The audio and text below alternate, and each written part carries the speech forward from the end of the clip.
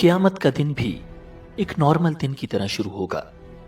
لوگ اپنے کاموں میں مصروف ہوں گے، بازاروں میں خرید و فروخت ہو رہی ہوگی، بچے کھیل رہے ہوں گے اور سب کچھ روٹین کے مطابق چل رہا ہوگا کہ اچانک پوری دنیا میں ایک عجیب سی آواز سنائی دے گی۔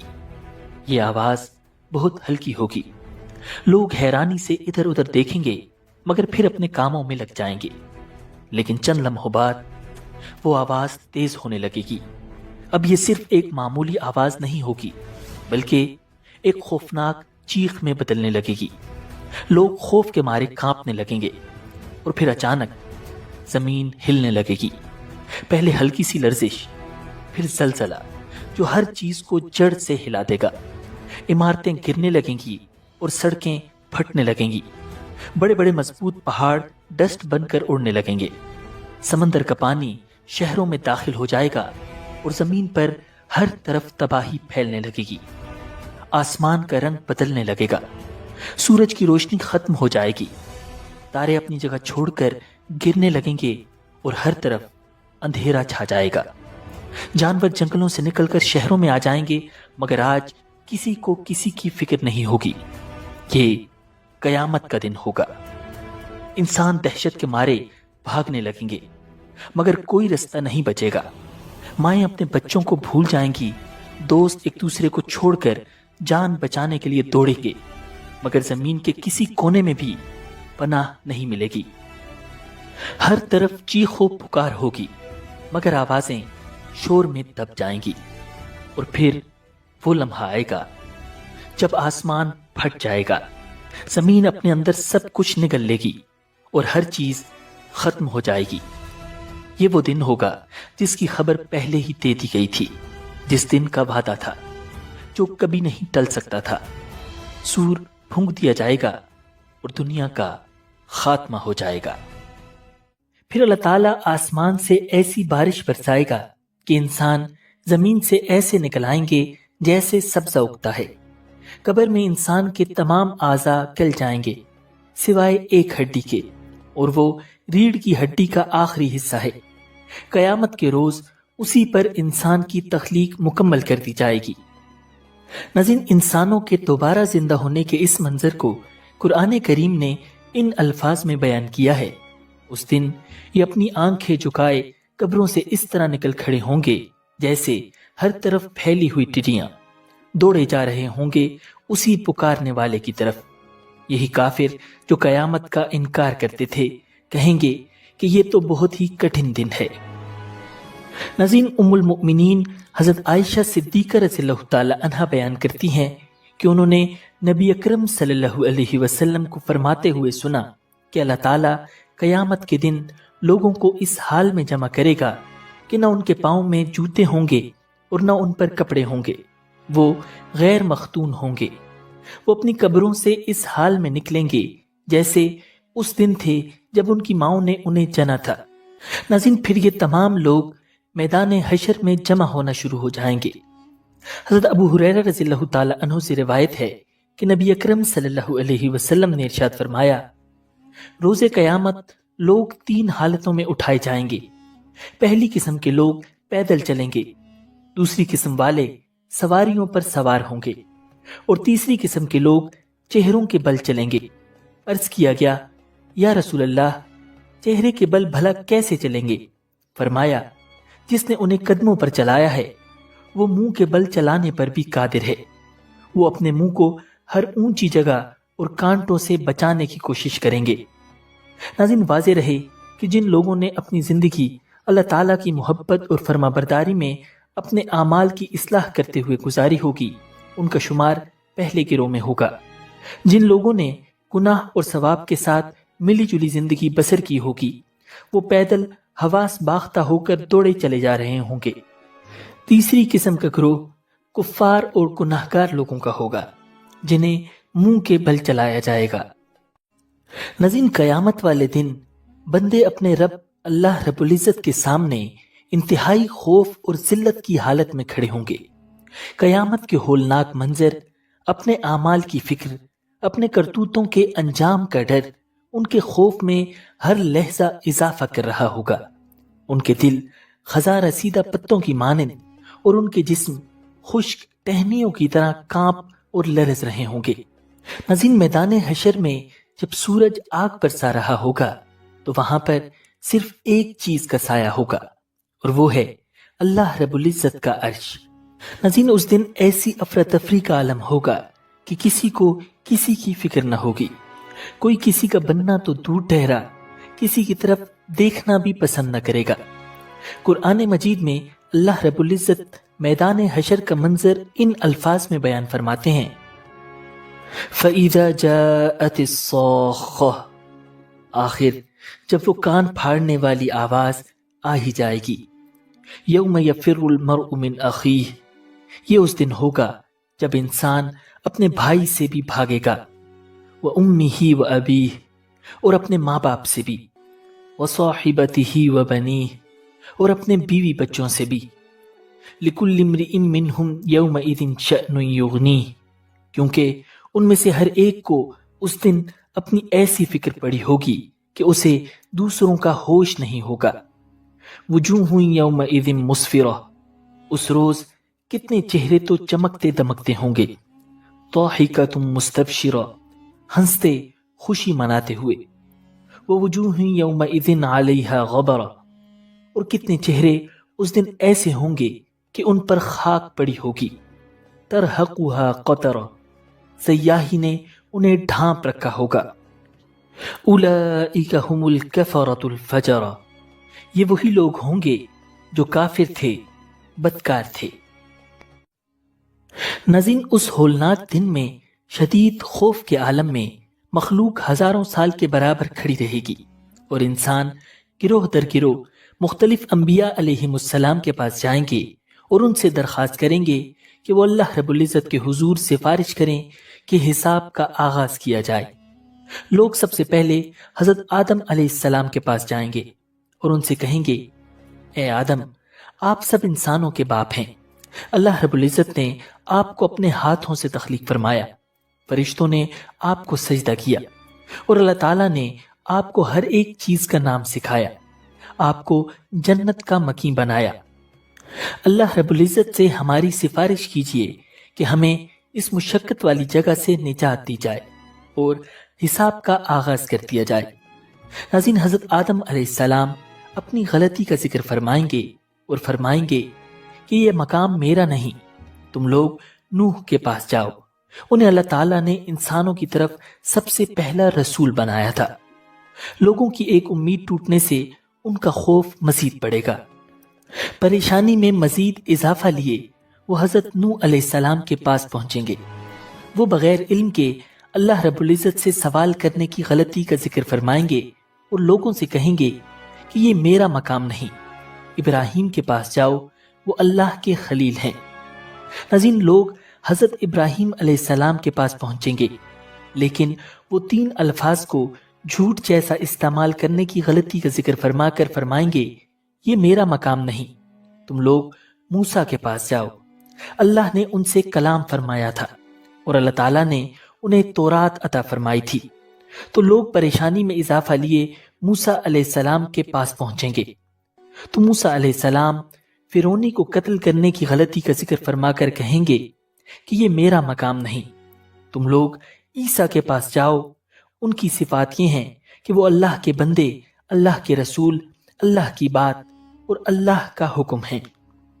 لوگ مشقت در مشقت برداشت کرتے ہوئے اور پریشانی اور خوف میں اضافے کے ساتھ وہاں سے حضرت عیسیٰ علیہ السلام کے پاس پہنچیں گے اور ان کے سامنے اپنی درخواست پیش کریں گے۔ عیسیٰ علیہ السلام فرمائیں گے، یہ میرا مقام نہیں، تم لوگ محمد صلی اللہ علیہ وسلم کے پاس جاؤ، وہ اللہ کے ایسے بندے اور رسول ہیں جن کے اگلے پچھلے سارے گناہ اللہ تعالیٰ نے معاف فرما رکھے ہیں۔ ناظرین، آخری امید اور ایک بچی ہوئی آس لے کر لوگ نبی اکرم صلی اللہ علیہ وسلم کے پاس حاضر ہوں گے اور ان سے اللہ کے سامنے شفاعت کی درخواست کریں گے۔ تو آپ صلی اللہ علیہ وسلم ارشاد فرمائیں گے، انا لہا، میں اس کام کے لیے ہوں، اور اللہ تعالیٰ سے اس کے سامنے حاضری کی اجازت طلب فرمائیں گے۔ اللہ رب العزت کی طرف سے اجازت ملے گی۔ اللہ تعالیٰ کو دیکھتے ہی آپ صلی اللہ علیہ وسلم سجدہ ریز ہو جائیں گے۔ اللہ تعالیٰ انہیں ایسی حمد و تعریف سکھائے گا جو اس سے پہلے کسی کو نہ سکھائی ہوگی۔ پھر آپ صلی اللہ علیہ وسلم اللہ رب العزت کے سامنے اللہ کی وہ حمد اور تعریف بیان فرمائیں گے، تو آپ صلی اللہ علیہ وسلم سے کہا جائے گا، اے محمد سر اٹھائیے اور بات کیجیے، آپ کی بات سنی جائے گی، اور سوال کیجیے آپ کو عطا کیا جائے گا، اور سفارش کیجیے آپ کی سفارش قبول کی جائے گی۔ پھر اللہ رب العزت حساب کا آغاز فرمائیں گے۔ ناظرین، بنیادی طور پر حساب اور فیصلے کے لیے انسان دو اقسام کے ہوں گے، ایک ایمان والے اور مسلمان، دوسرے کافر اور مشرک۔ ان میں سے کچھ انسانوں کا معاملہ حساب کتاب والا ہوگا، کچھ کا اعمال کے تولنے والا اور کچھ کا بغیر حساب کتاب والا، کچھ کا ساری مخلوق کے سامنے ہوگا اور کچھ کا اللہ رب العزت کے خاص پردے میں۔ ناظرین، حساب کتاب کے بعد کافروں اور جانتے بوجھتے ہوئے شرک کرنے والوں کو جہنم رسید کیا جائے گا، کیونکہ ان کا یقینی ٹھکانہ جہنم ہی ہے۔ اللہ رب العزت قرآن کریم میں ارشاد فرماتے ہیں، بے شک وہ لوگ جنہوں نے شرک کیا اور کفر کیا، نہ تو اللہ ان کی مغفرت کرنے والا ہے اور نہ ہی ان کو راہ حق کی ہدایت دینے والا ہے، سوائے جہنم کی طرف جانے والی راہ کے، جہاں وہ لوگ ہمیشہ ہمیشہ رہیں گے، اور ایسا کرنا اللہ کے لیے بہت ہی آسان ہے۔ ناظرین، ایک اور جگہ پر اللہ رب العزت ارشاد فرماتے ہیں، مجرم ان کی نشانیوں سے پہچانے جائیں گے، لہٰذا انہیں ان کی پیشانیوں اور قدموں سے پکڑ لیا جائے گا۔ ناظرین، ایمان والوں میں سے کچھ ایسے ہوں گے جن کو اللہ تبارک و تعالی ان کے اعمال دکھا کر ان سے اقرار کروائے گا، اور ان کے اقرار کے بعد ان کو جنت میں داخل فرمائے گا۔ جیسا کہ حضرت عبداللہ ابن عمر رضی اللہ تعالی عنہما کا کہنا ہے کہ میں نے رسول اللہ صلی اللہ علیہ وسلم کو فرماتے ہوئے سنا کہ قیامت والے دن اللہ کے حکم سے کسی ایمان والے کو اس کے رب اللہ عز و جل کے قریب کیا جائے گا، یہاں تک کہ اللہ اس کے اوپر اپنا ایک پردہ ڈال دے گا اور اس سے اس کے گناہوں کا اقرار کرواتے ہوئے فرمائے گا، کیا تم اپنا یہ گناہ جانتے ہو؟ بندہ کہے گا، جی اے میرے رب، جانتا ہوں۔ اللہ کہے گا، میں نے دنیا میں تمہارے ان گناہوں پر پردہ ڈالا تھا، اور آج میں ان گناہوں سے تمہاری مغفرت کرتا ہوں۔ تو پھر اس بندے کو صرف اس کی نیکیوں کی کتاب دے دی جائے گی۔ رہا معاملہ کافروں اور منافقوں کا، تو انہیں تمام مخلوق کے سامنے پکارا جائے گا اور کہا جائے گا کہ یہ ہیں وہ لوگ جنہوں نے اللہ پر جھوٹ بولے۔ ناظرین، ایک گروہ ایسے لوگوں کا ہوگا جن کا کوئی حساب نہ ہوگا، جن سے کوئی پوچھ گچھ نہ ہوگی، جن کو کوئی عذاب نہ ہوگا۔ یہ ایمان والوں میں سے مکمل طور پر عملی توحید والے ہوں گے، جیسا کہ حضرت عبداللہ ابن عباس رضی اللہ تعالی عنہما سے روایت ہے کہ رسول اللہ صلی اللہ علیہ وسلم نے ارشاد فرمایا، میری امت میں سے 70,000 لوگ بغیر کسی حساب کے جنت میں داخل ہوں گے۔ صحابہ رضی اللہ تعالی عنہم نے عرض کیا، اے اللہ کے رسول، وہ کون ہوں گے؟ آپ صلی اللہ علیہ وسلم نے ارشاد فرمایا، یہ وہ لوگ ہوں گے جو جھاڑ پھونک نہیں کراتے، فال نہیں دیکھتے اور داغ کر علاج نہیں کراتے، بلکہ اپنے رب پر بھروسہ کرتے ہیں۔ ناظرین، کچھ ایسے لوگ ہوں گے جن کے آخری ٹھکانے کا ابھی تک فیصلہ نہیں کیا گیا ہوگا، ان کو اصحاب الاعراف کہا جاتا ہے۔ اصحاب الاعراف وہ لوگ ہوں گے جن کی نیکیاں اور گناہ ایک ہی جتنے ہوں گے۔ یہ لوگ جنت اور جہنم کے درمیان ایک اونچی جگہ پر کھڑے کیے گئے ہوں گے، جہاں سے وہ جنت اور جہنم دونوں کو دیکھ سکیں گے اور امید اور خوف کی شدید موجوں کے تھپیڑوں میں رہیں گے۔ جنتیوں اور جہنمیوں کو ان پر نظر آنے والی نشانیوں سے پہچانتے ہوں گے۔ جب تک اللہ چاہے گا وہ لوگ اسی جگہ پر اسی حالت میں رہیں گے۔ اللہ رب العزت قرآن کریم میں فرماتے ہیں، اور جنت اور جہنم دونوں کے درمیان پردہ ہے، اور اعراف کے اوپر لوگ ہوں گے جو سب جنتیوں اور جہنمیوں کو ان کی نشانیوں سے پہچانتے ہوں گے، اور یہ لوگ خود تو جنت میں داخل نہ ہوئے ہوں گے، لیکن जन्नतियों को पुकार कर कहेंगे कि तुम लोगों पर सलामती हो, और ये खुद जन्नत में जाने का लालच रखते होंगे।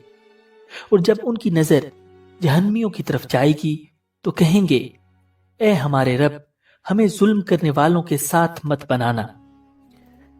यहां तक कि अल्लाह रब्बुल इज्जत अपनी रहमत से उन लोगों को जन्नत में दाखिल फरमाएगा। नाज़रीन, मुसलमानों में से ही कुछ लोग ऐसे होंगे जिनके गुनाह उनकी नेकियों से ज्यादा होंगे। उन लोगों का फैसला आमाल के वजन या नेकियों बदियों के मुताबिक हो सकने के बारे में पहले से कुछ अंदाजा नहीं किया जा सकता। अल्लाह ताला अपनी मशीयत से जिसे चाहेगा माफ फरमा देगा और जिसे चाहेगा अज़ाब देगा। सिवाय शिर्क करने वालों और हुकूकुल मखलूक यानी बंदों और दूसरी मखलूकात का हक मारने वालों के, उनकी मगफिरत न होगी। शिर्क करने वालों के बारे में अल्लाह रब्बुल इज्जत ने इरशाद फरमाया, बेशक अल्लाह ताला इस बात को माफ न फरमाएगा कि उसके साथ शिर्क किया जाए, और उसके अलावा जिसके लिए जो चाहेगा माफ फरमा देगा। और जो शिर्क करेगा तो उसने यकीनन बहुत ही झूठ पर मबनी अजीम गुनाह बनाया। नाज़रीन, इंसानों और दीगर मखलूक के हुकूक के बारे में हज़रत अबू हुरैरा रज़ियल्लाहु ताला अन्हु ने नबी अकरम सल्लल्लाहु अलैहि वसल्लम का ये फरमान मुबारक बताया, तुम लोगों को क़यामत वाले दिन जरूर हकदारों को उनके हुकूक देना ही होंगे, यहाँ तक कि एक बगैर सींग वाली बकरी का हक सींग वाली बकरी से भी लिया ही जाएगा। नाज़रीन, क़यामत वाले दिन सबसे पहले जिन कामों का हिसाब होगा उनमें से एक नमाज है। ये एक ऐसा काम है जो बंदे और उसके रब के दरमियान है, और हुकूकुल इबाद में सबसे पहले कत्ल का हिसाब होगा। जैसा कि नबी अकरम सल्लल्लाहु अलैहि वसल्लम ने इरशाद फरमाया, सबसे पहले बंदे का हिसाब उसकी नमाज के बारे में होगा, और सबसे पहले लोगों के दरमियान कत्ल के फैसले होंगे। नाज़रीन, हज़रत मुआज़ बिन जबल रज़ियल्लाहु ताला अन्हु बयान करते हैं कि नबी अकरम सल्लल्लाहु अलैहि वसल्लम ने इरशाद फरमाया, क़यामत के दिन बंदा अपने रब के यहाँ उस वक्त तक जरूर खड़ा रहेगा जब तक कि उससे 4 खसलतों के बारे में पूछ न लिया जाए। उसकी उम्र के बारे में कि उसने उसे कहाँ सर्व किया, उसकी जवानी के बारे में कि उसने उसे कहाँ और कैसे गुजारा, उसके माल के बारे में कि उसने वो माल किन जराए से हासिल किया और उसे कहाँ कहाँ खर्च किया, और उसके इल्म के बारे में कि उसने उस पर किस हद तक अमल किया। नाज़रीन, चूंकि अल्लाह ताला का अदल इंसाफ लाजवाब और बेमिसाल है और हर किस्म के जुल्म और ज्यादती से पाक है, लिहाजा अल्लाह ताला अपने बंदों से उनके गुनाहों का इकरार करवाएगा। और अगर कोई बंदा अपने गुनाहों का इकरार न करेगा तो उसके जिस्म के आज़ा उसके किए हुए कामों की गवाही देंगे। जैसा कि अल्लाह रब्बुल इज्जत ने कुरान करीम में इरशाद फरमाया, उस दिन उनकी ज़बानें और उनके हाथ और उनकी टांगें उनके खिलाफ गवाही देकर बताएंगे कि वो क्या करते थे। और सिर्फ यही आज़ा नहीं बल्कि पूरा जिस्म गवाही देगा और बात करते हुए गवाही देगा। जैसा कि एक और जगह पर अल्लाह रब्बुल इज्जत ने इरशाद फरमाया, यहाँ तक कि जब वो उसके पास पहुंच जाएंगे तो उनके कान, उनकी आंखें और उनकी खालें उनके खिलाफ गवाही देंगी कि वो क्या कुछ करते रहे। वो अपनी खालों से कहेंगे कि तुमने हमारे खिलाफ क्यों गवाही दी। वो कहेंगी कि हमें उसी जात ने बोलने की ताकत दे दी है जिसने हर चीज को गोयाई अता फरमाई है, और वही है जिसने तुम्हें पहली बार पैदा किया था और उसी की तरफ तुम्हें वापस ले जाया जा रहा है। और तुम गुनाह करते वक्त इस बात से तो छुप ही नहीं सकते थे कि तुम्हारे कान, तुम्हारी आंखें और तुम्हारी खालें तुम्हारे खिलाफ गवाही दें, लेकिन तुम्हारा गुमान यह था कि अल्लाह को तुम्हारे बहुत से आमाल का इल्म नहीं है। अपने परवरदिगार के बारे में तुम्हारा यही गुमान था जिसने तुम्हें बर्बाद किया, और उसी के नतीजे में तुम इन लोगों में शामिल हो गए जो सरासर खसारे में हैं। नाज़रीन, क़यामत के दिन एक ऐसे शख्स को हाजिर किया जाएगा जिसके मीज़ान के दोनों पलड़े नेकी और बदी के बराबर होंगे, और ऐसी कोई नेकी नहीं होगी जिससे नेकी का पलड़ा झुक जाए। फिर अल्लाह ताला अपनी रहमत से फरमाएंगे कि लोगों में जाकर तलाश करो कि तुम्हें कोई नेकी मिल जाए जिससे तुमको जन्नत में पहुंचाऊं। वो शख्स बहुत हैरान और परेशान लोगों में तलाश करता रहेगा, लेकिन हर शख्स यही कहेगा مجھے اپنے بارے میں ڈر ہے کہ میری نیکی کا پلڑا ہلکا نہ ہو جائے اور میں تجھ سے نیکی کا زیادہ محتاج ہوں۔ وہ شخص بہت مایوس ہوگا۔ اتنے میں ایک شخص پوچھے گا، تجھے کیا چاہیے؟ وہ کہے گا، مجھے ایک نیکی چاہیے اور میں بہت لوگوں سے مل چکا ہوں جن کی ہزاروں نیکیاں ہیں، لیکن ہر ایک نے مجھ سے بخیلی کی۔ وہ شخص کہے گا کہ میں نے بھی اللہ تعالیٰ سے ملاقات کی تھی اور میرے صحیفے میں صرف ایک ہی نیکی ہے اور مجھے یہ گمان ہے کہ اس سے میرا کوئی فائدہ نہیں ہوگا، لہٰذا تو ہی اس کو میری طرف سے ہدیہ لے جا اور اپنی جان بچا۔ وہ شخص اس کی نیکی کو لے کر بہت مسرت کے ساتھ اللہ رب العزت سے ملے گا۔ اللہ تعالیٰ اپنے علم کے باوجود اس سے پوچھیں گے کہ تیری کیا خبر ہے؟ وہ کہے گا، اے میرے رب، فلاں شخص نے میری مدد کی، اور پھر پورا واقعہ اللہ رب العزت کے سامنے دہرائے گا۔ پھر اللہ تعالیٰ اس شخص کو حاضر کرے گا جس نے اس کو نیکی دی تھی، اور اس سے اللہ تعالیٰ کہے گا کہ آج کے دن میری سخاوت تیری سخاوت سے کہیں زیادہ ہے، لہٰذا اپنے بھائی کا ہاتھ پکڑ اور تم دونوں جنت میں چلے جاؤ۔ ناظرین، صحیح بخاری میں ہے کہ جس وقت میدان محشر کفار سے بالکل خالی ہو جائے گا اور ہر زمانے کے مسلمان میدان حشر میں ایک جگہ جمع ہو جائیں گے تو اللہ رب العزت ان پر ظاہر ہو کر فرمائے گا، اے لوگو، تمام مذاہب اور ادیان کے لوگ اپنی جگہ چلے گئے، تم کیوں اب یہاں ٹھہرے ہو؟ وہ عرض کریں گے کہ وہ تو اپنے معبودوں کے ساتھ چلے گئے، جب ہمارا معبود ہم کو اپنے ساتھ لے گا اس وقت ہم بھی اس کے ساتھ چلیں گے۔ ارشاد باری ہوگا کہ میں ہوں تمہارا معبود، آؤ میرے ساتھ چلو۔ لیکن چونکہ آدمی اس صورت کو نہ پہچانیں گے کہ یہ خدا کی تجلی ہے تو کہیں گے کہ ہم تجھ سے پناہ مانگتے ہیں، تو ہمارا معبود نہیں ہے۔ اللہ رب العزت فرمائیں گے، کیا تم نے اپنے معبود کو دیکھا ہے؟ وہ کہیں گے، ہماری کیا طاقت تھی کہ ہم اس کو دیکھ سکتے۔ پھر اللہ رب العزت ارشاد فرمائیں گے، تمہارے علم میں کوئی ایسی نشانی ہے جس کے ذریعے سے اس کو پہچان سکو؟ وہ کہیں گے، ہاں۔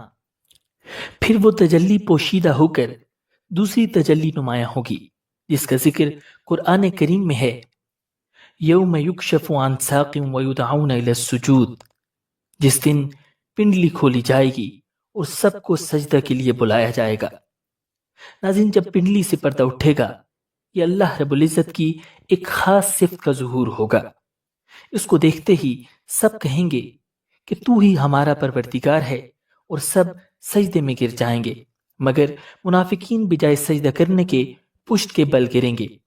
پھر حکم ہوگا کہ دوزخ و جنت کو میدان حشر کے درمیان رکھو۔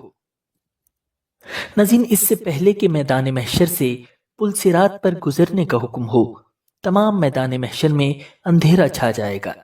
پھر ہر امت کو اپنے پیغمبروں کے ساتھ چلنے کا حکم ہوگا۔ اس وقت اہل ایمان کو دو نور عطا کیے جائیں گے، ایک آگے چلے گا اور دوسرا دائیں جانب۔ یہ نور ان کے ایمان اور نیک اعمال کے مطابق ہوگا۔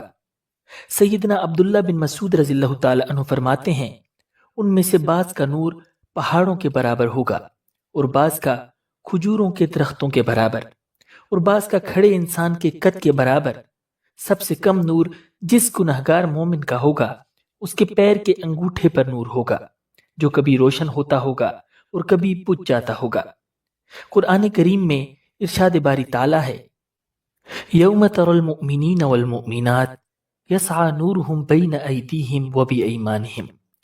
اس دن جب تم مومن مردوں اور مومن عورتوں کو دیکھو گے کہ ان کا نور ان کے سامنے اور ان کے دائیں جانب توڑ رہا ہوگا۔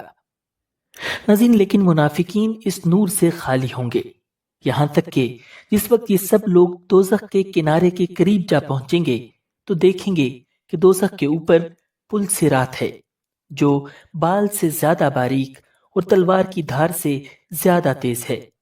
حکم ہوگا کہ اس کو پار کر کے جنت میں داخل ہو جاؤ۔ ناظرین، روایات میں آتا ہے کہ وہ 15,000 سال کی مسافت کے برابر ہوگا، جن میں سے 5,000 بیچ میں چلنے کے اور 5,000 اترنے کے ہیں۔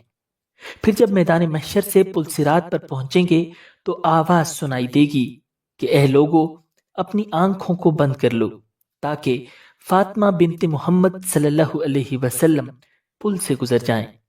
اس کے بعد بعض لوگ تو بجلی کی چمک کی طرح، بعض ہوا، بعض گھوڑے، بعض اونٹ، بعض معمولی رفتار کے مانند پل صراط سے گزر جائیں گے۔ بعض لوگ نہایت محنت و مشقت کے ساتھ پل پر چلیں گے۔ اس وقت دوزخ میں سے بڑے بڑے انکس نکلیں گے جو ان میں سے بعض کو تو چھوڑ دیں گے، بعض کو کچھ کچھ کاٹیں گے اور بعض کو کھینچ کر دوزخ میں ڈال دیں گے۔ ناظرین، انکس ہاتھی کو ہانکنے والے لوہے کے ایک آلے کو کہا جاتا ہے۔ روایات میں آتا ہے کہ دنیا میں کی گئی قربانی اس موقع پر سواری کا کام دے گی۔ ناظرین، جب مسلمان پل صراط پر چڑھ جائیں گے تو منافقین اندھیرے میں گرفتار ہو کر فریاد کریں گے، بھائیو ذرا ٹھہرنا، تمہارے نور کی روشنی میں ہم بھی ساتھ چلے جائیں۔ تو وہ جواب دیں گے، ذرا پیچھے چلے جاؤ، جہاں سے ہم نور لائے ہیں تم بھی وہیں سے لے آؤ۔ پھر جب وہ پیچھے جائیں گے تو وہاں بے انتہا تاریکی اور خوفناک منظر دیکھیں گے۔ آخر کار نہایت بے قرار ہو کر واپس لوٹیں گے اور دیکھیں گے کہ پل صراط کے سرے پر ایک بہت بڑی دیوار قائم ہے اور دروازہ بند ہو گیا ہے۔ پھر نہایت ہی گڑ گڑا کر مسلمانوں کو پکاریں گے کہ کیا دنیا میں ہم تمہارے ساتھ نہ تھے جو اب ہمیں چھوڑے چلے جاتے ہو؟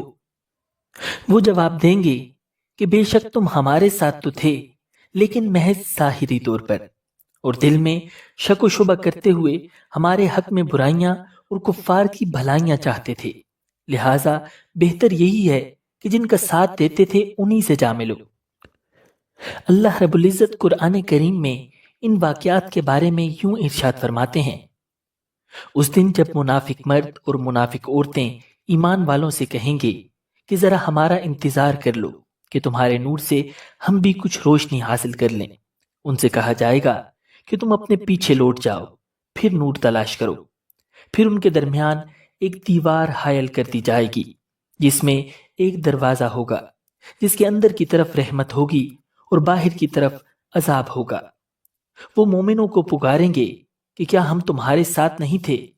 مومن کہیں گے کہ ہاں تھے تو صحیح، لیکن تم نے خود اپنے آپ کو فتنے میں ڈال لیا اور انتظار میں رہے، شک میں پڑے رہے اور جھوٹی آرزوؤں نے تمہیں دھوکے میں ڈالے رکھا، یہاں تک کہ اللہ کا حکم آ گیا اور وہ بڑا دھوکے باز یعنی شیطان تمہیں اللہ کے بارے میں دھوکہ ہی دیتا رہا۔ چنانچہ آج نہ تم سے کوئی فدیہ قبول کیا جائے گا اور نہ ان لوگوں سے جنہوں نے کفر اختیار کیا تھا۔ تمہارا ٹھکانہ دوزخ ہے، وہی تمہاری رکھوالی ہے اور یہ بہت برا انجام ہے۔ ناظرین، ابھی یہ منافقین حیران و پریشان کھڑے ہوں گے کہ کہاں جائیں، تو اتنے میں جہنم سے آگ کے شعلے آئیں گے اور ان کو گھیر کر انہیں جہنم کے سب سے نچلے درجے میں پہنچا دیں گے۔ اللہ رب العزت کا یہ فرمان آج بھی قرآن کریم میں ہے تاکہ لوگ منافقین والی عادات سے بچ کر حقیقی مومن بن جائیں۔ اللہ تعالیٰ نے فرمایا، ان المنافقین فی الدرک الاسفل من النار، بے شک منافق دوزخ کے سب سے نیچے کے طبقے میں ہوں گے۔ ناظرین، ادھر منافقوں کا یہ حال ہوگا اور ادھر وہ مسلمان جو بجلی اور ہوا کی رفتار سے پل صراط پر سے گزریں گے، وہ پل کو عبور کر کے کہیں گے کہ ہم نے تو سنا تھا کہ رستے میں دوزخ آئے گی، لیکن ہمیں تو کچھ بھی نہ دکھائی دیا۔ پھر پل صراط پار کرتے ہی مسلمانوں پر قیامت کی سختی ختم ہو جائے گی اور اب ہمیشہ ہمیشہ کی نعمتوں والی جنت کی زندگی ان کا انتظار کر رہی ہوگی۔ ناظرین، پل صراط کے بعد حوض کوثر کا مرحلہ آئے گا۔ میدان حشر میں ہر پیغمبر کا اپنا ایک حوض ہوگا جس پر اس کی امت آئے گی۔ چنانچہ اس وقت تمام پیغمبر آپس میں فخر کا اظہار کریں گے کہ دیکھیں کس کے حوض پر سب سے زیادہ لوگ آتے ہیں۔ نبی اکرم صلی اللہ علیہ وسلم نے ارشاد فرمایا کہ میں امید رکھتا ہوں کہ میرے حوض پر آنے والوں کی تعداد سب سے زیادہ ہوگی۔ ناظرین، آپ صلی اللہ علیہ وسلم کو جو حوض عطا کیا گیا ہے اس کا نام حوض کوثر ہے۔ یہ ایک نہایت حسین و جمیل تالاب ہے جو کہ میدان محشر ہی میں موجود ہے۔ اہل ایمان جنت میں جانے سے پہلے اس حوض پر نبی اکرم صلی اللہ علیہ وسلم کے دستے کرم سے نوش فرمائیں گے۔ ناظرین، حوض کوثر کا اصل مرکزی چشمہ جنت کے اندر ہے، اور جنت کے طول و عرض میں اس کی شاخیں نہروں کی شکل میں ہر طرف جاری ہیں، اور جس کو حوض کوثر کہا جاتا ہے وہ سینکڑوں میل کے طول و عرض میں ایک نہایت حسین و جمیل تالاب ہے جو جنت سے باہر ہے، لیکن اس کا تعلق اسی جنت کے اندر کے چشمے سے ہے۔ گویا اس میں جو پانی ہوگا وہ جنت ہی کے اس چشمے سے نہروں کے ذریعے آئے گا۔ بخاری شریف کی ایک روایت میں ہے کہ حضرت انس رضی اللہ تعالی عنہ کہتے ہیں کہ آپ صلی اللہ علیہ وسلم نے ارشاد فرمایا، میں معراج کی رات میں جنت کی سیر کر رہا تھا کہ اچانک میرا گزر ایک نہر پر ہوا جس کے دونوں طرف موتیوں کے گنبد تھے۔ میں نے پوچھا کہ جبرائیل علیہ السلام یہ کیا ہے؟ انہوں نے کہا کہ یہ حوض کوثر ہے جو آپ صلی اللہ علیہ وسلم کو آپ کے پروردگار نے عطا کیا ہے۔ پھر جو میں نے دیکھا تو اس کی مٹی مثل مشک تیز خوشبودار تھی۔ ناظرین، ایک اور روایت میں آپ صلی اللہ علیہ وسلم نے ارشاد فرمایا، حوض کوثر کی لمبائی 1 ماہ کی مسافت جتنی ہے اور اس کے چاروں کنارے برابر ہیں۔ اس کا پانی دودھ سے زیادہ سفید اور اس کی بو مشک سے زیادہ خوشبودار ہے، اور اس کے پیالے آسمان کے ستاروں کی طرح ہیں۔ جو شخص اس کا پانی پی لے گا اس کو پھر کبھی پیاس نہ لگے گی۔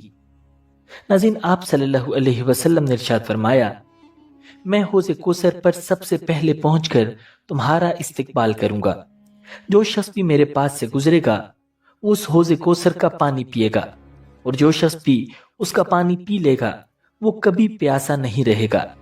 وہاں میرے پاس میری امت کے کچھ ایسے لوگ بھی آئیں گے جنہیں میں پہچان لوں گا اور وہ مجھے پہچان لیں گے، لیکن پھر میرے اور ان کے درمیان کوئی چیز حائل کر دی جائے گی تاکہ وہ مجھ سے اور حوض کوثر سے دور رہیں۔ میں یہ دیکھ کر کہوں گا کہ یہ لوگ تو میرے اپنے ہیں، یعنی یہ لوگ میری امت کے افراد ہیں، یا یہ کہ وہ لوگ ہیں جو میرے صحابی رہے ہیں، پھر ان کو میرے پاس آنے سے کیوں روکا جا رہا ہے؟ اس کے جواب میں مجھے بتایا جائے گا کہ آپ کو نہیں معلوم انہوں نے آپ کے بعد کیا کیا نئی باتیں پیدا کی۔ یہ سن کر میں کہوں گا کہ وہ لوگ دور ہوں مجھ سے اور اللہ کی رحمت سے دور ہوں جنہوں نے میری وفات کے بعد دین و سنت میں تبدیلی کی۔ ناظرین، پھر اس کے بعد ایمان والوں کے جنت میں داخلے کا آغاز ہوگا، اور سب سے پہلے جنت میں ہمارے پیارے نبی صلی اللہ علیہ وسلم داخل ہوں گے۔ مسلم شریف کی روایت ہے کہ آپ صلی اللہ علیہ وسلم نے ارشاد فرمایا کہ میں قیامت کے روز جنت کے دروازے پر آؤں گا اور اسے کھٹکھٹاؤں گا۔ جنت کا پہرے دار خازن کہے گا، آپ کون ہیں؟ میں جواب دوں گا، میں محمد ہوں۔ وہ کہے گا کہ مجھے یہی حکم دیا گیا ہے کہ میں آپ سے پہلے جنت کا دروازہ کسی کے لیے بھی نہ کھولوں۔ ناظرین، آپ صلی اللہ علیہ وسلم کے جنت میں داخل ہونے کے بعد باقی مسلمان جنت میں داخل ہوں گے۔ جنت میں داخل کیے جانے سے پہلے ہی اہل جنت کو ابدی حسن، صحت و جوانی عطا کی جائے گی، گناہوں سے پاک کر دیا جائے گا، ان کی برائیوں کو ان سے دور کر دیا جائے گا، کسی کے دل میں جو بھی نفرت و کدورت ہوگی اسے مٹا دیا جائے گا، اور تھوک، بلغم، پیشاب وغیرہ کی گندگیوں کو دور کر دیا جائے گا، اور یوں جنتی سلامتی کے اس گھر میں اس طرح داخل ہوں گے کہ حسین و جوان، صحت مند ہوں گے۔ ناظرین، قرآن مجید نے ایمان والوں کے جنت میں داخلے کا منظر ان الفاظ میں بیان کیا ہے، اور جو لوگ اپنے رب کی نافرمانی سے پرہیز کرتے تھے انہیں گروہ در گروہ جنت کی طرف لے جایا جائے گا، یہاں تک کہ جب وہ وہاں پہنچیں گے اور اس کے دروازے پہلے ہی کھولے جا چکے ہوں گے تو اس کے منتظمین ان سے کہیں گے کہ سلام ہو تم پر، بہت اچھے رہے، داخل ہو جاؤ اس میں ہمیشہ کے لیے۔ اور وہ کہیں گے، شکر ہے اللہ کا جس نے ہمارے ساتھ اپنا وعدہ سچا کر دکھایا اور ہم کو زمین کا وارث بنا دیا، اب ہم جنت میں جہاں چاہیں اپنی جگہ بنا سکتے ہیں، بس بہترین اجر ہے عمل کرنے والوں کے لیے۔ ناظرین، اللہ رب العزت سے دعا ہے کہ اللہ ہمارے لیے آخرت کے یہ تمام مراحل آسان فرمائے اور ہمیں کامیابی کے ساتھ جنت الفردوس میں شامل فرمائے، آمین۔ ویڈیو کو لائک اور شیئر کرنا مت بھولیے گا۔ اللہ نگہبان۔